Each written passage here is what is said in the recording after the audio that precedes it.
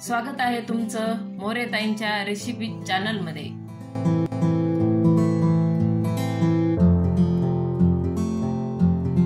चला तर मग व्हिडिओमध्ये पुढे जाण्याआधी बेल आयकॉन दाबून चॅनलला सबस्क्राइब करा आणि सुरू करा मोरेताईंसोबत आजची ही चवदार रेसिपी बनवायला। नमस्कार मंडळी, आता नवरात्र सुरू झालेला आहे, तर त्याच्यामध्ये मी नवरात्राच्या उपवासासाठी लागणारी भगरीची दशमी करणार आहे। हे 2 वाट्यानं भगर घेतली होती आणि ह्याची अर्धी वाटी साबुदाणा घेतला आणि अर्धी वाटी राजगिरा घेतला। तर हे असं मिळून मी हे पीठ दळून घेतलेलं आहे। 2 वाटी भगर, अर्धी वाटी साबुदाणा आणि अर्धी वाटी राजगिरा। तर हे आपलं पीठ तयार आहे। तुम्ही जास्त असेल तर गिरणीहून पण दळून आणू शकता, कमी असेल तर मिक्सर मध्ये पण बारीक होतं छान। आणि आधी दळायच्या आधी काय करायचंय, थोडंसं भाजून घ्यायचंय। भगर पण घ्यायची, साबुदाणा घ्यायचा भाजून, राजगिरा भाजून घ्यायचा, म्हणजे एकदम खायला ना खमंग आणि खुसखुशीत दशमी होते। तर तुम्ही याला भगरीची भाकरी म्हणू शकता किंवा दशमी पण म्हणू शकता। तर भगरीच्या भाकरी सोबत आपण आता ह्या मिरच्या तळणार आहेत। मीठ भरून अशा मिरच्या तळायच्या किंवा ठेसा करायचा किंवा भाजी करायची, भेंडीची चालते, चक्की चालते, पुन्हा काशीफळ चालतं आणि बटाट्याची भाजी पण चालते। अशा झणझणीत भाजी उपासामध्ये म्हणजे चांगली लागते खायला ना। तर भाकरी बरोबर अशा 2-4 भाज्या ह्या कोणत्या पण, दही पण चालतं, शेंगदाण्याची चटणी। तर मी आता तुम्हाला ह्या मिरच्या तळून दाखवणार आहे भगरीच्या भाकरी बरोबर खायला। आता आपण सगळ्यात आधी ना दशमीची भाकरी करणार आहेत। आता हे असं पीठ घेतलं, थोडं थोडं पाणी टाकून आपण भिजून घेऊ। हे असं माझ्यासारखं मी सांगितलं ते प्रमाण घेतलं ना तर भगरीची भाकरी ना एकदम चांगली येते, पांढरी शुभ्र तर येतेच, पण एकदम आपली ज्वारीची भाकरी आपण करतो का त्याप्रमाणेच भाकरी येते आणि खायला पण छान लागते। शिळी पण चांगली लागते, जर संध्याकाळपर्यंत बी राहिली ना तरी पण छान लागते। आपण ज्वारीची भाकरी करतो तसं भिजून घ्यायचं।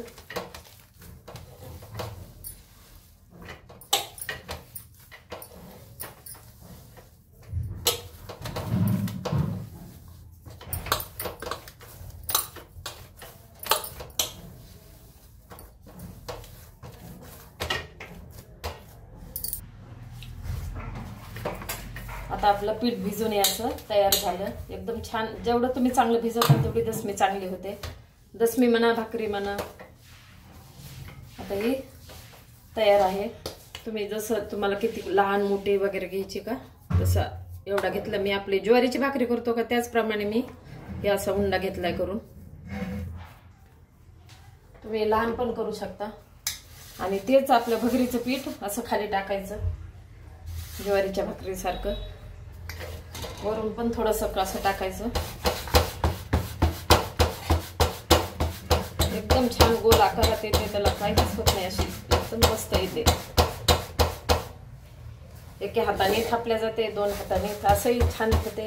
थोडं नाही एका हाताने जमलं तर हे असं थापून घ्यायचे।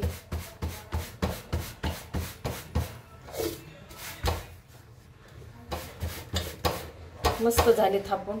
आता आपण वरती तवा गरम करायला ठेवलेला आहे। आता आपण तव्यावर टाकून घेऊ।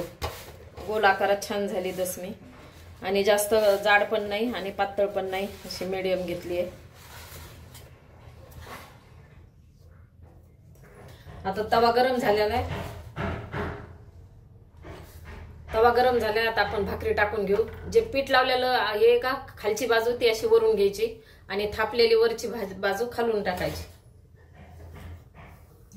आता आपण पाणी लावून घेऊ, असं थोडं पाणी टाकून असं चौकून आपण पाणी लावून घेऊ। आता याला खालचं अंग एकदम चांगलं भाजून घेऊन नंतर याला पलटी मारू।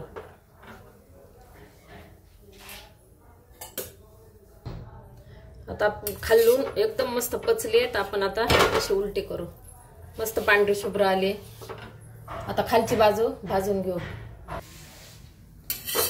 आता आपली खालची बाजू पण छान भाजली खरपूस।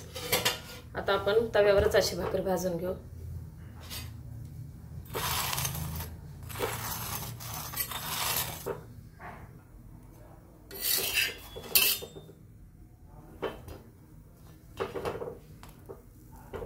असे सगळे बाजूने आपण मस्त भाकरी भाजून घेतली. आता छान कलर आलेला आहे. मस्त भाकरी भाजली आहे, टम्म फुगली आहे. परत आता अशाच राहिलेल्या मी भगरीच्या भाकरी करून घेते. आता आपल्या भगरीच्या भाकरी झालेल्या आहेत. तर आपण ह्या मिरच्या त्याच्यासोबत खायला तळणार आहेत. तर ह्या अशा मी उभ्या कापल्या आणि याच्यामध्ये मीठ पण भरलेले. आता आपण हे तेल गरम झाले तव्यावर, मिरच्या सोडून घेऊ याच्यामध्ये.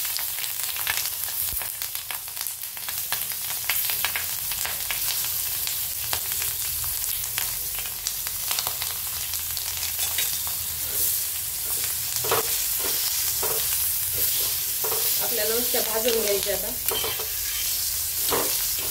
असं दाबून थोडंसं भाजायचं म्हणजे खालचं अंग भाजल्या जातं.